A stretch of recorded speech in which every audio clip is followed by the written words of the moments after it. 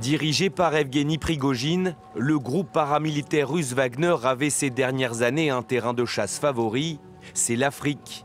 Continent où ces mercenaires seraient aujourd'hui présents dans une quinzaine de pays. Formation de l'armée et surtout de la garde présidentielle en Centrafrique.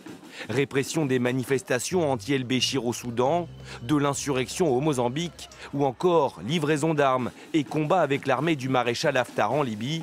Ces missions varient d'un pays à l'autre. Le modèle économique africain de Wagner, lui, est toujours le même. C'est la prédation des ressources locales en échange de ses services. Comme au Mali et en Centrafrique, où le groupe a fait main basse sur plusieurs mines d'or du pays. À la clé, une immense manne financière inchiffrable, mais indispensable pour financer les opérations de ces derniers mois en Ukraine et surtout bien payer ses hommes. La question désormais, la mutinerie avortée de ces derniers jours, va-t-elle pousser des pays à chasser Wagner de leur territoire et ainsi le priver d'une bonne partie de son financement?